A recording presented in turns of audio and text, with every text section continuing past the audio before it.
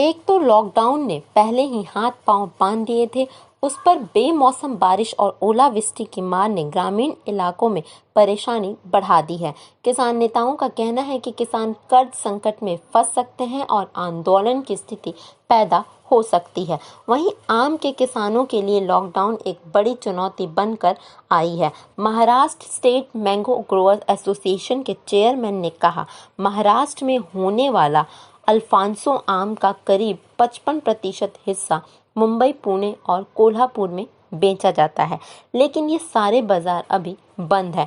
वहीं यूपी में खरीदार अग्रिम खरीदारी नहीं कर रहे हैं। करीब 70% उत्पादन दूसरे राज्यों में भेजा जाता है, लेकिन परिवहन में बाधा और पैकिंग मटेरियल की तंगी के कारण माल निकल नहीं रहा है।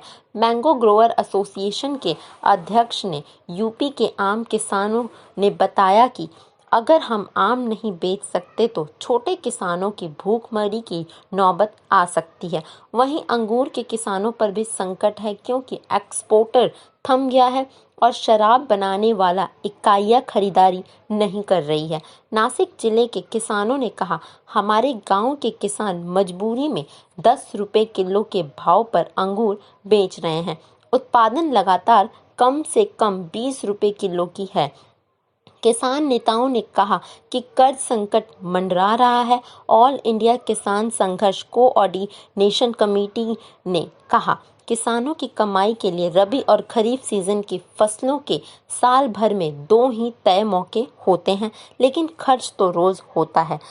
इसके साथ ही जिन किसानों ने तरबूज और खरबूज की खेती की थी, उन्हें अब खरीदारों का टोटा पड़ गया है। किसान ने कहा कि हमारे गांव के कई किसानों ने ये फल यूं ही फेंक दिए हैं। राजस्थान के किसान नेता और किसान महापंचायत ने कहा कि बारिश ने किसानों की परेशानी बढ़ा दी है।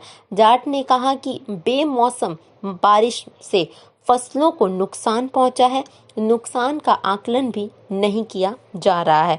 Confederation of Indian farms association के चीफ एडवाइजर ने कहा कि तरबूज, खरबूज, केला और आम की फसल का समय मई-जून तक होता है और किसान को इन्हें बेचने में परेशानी होगी।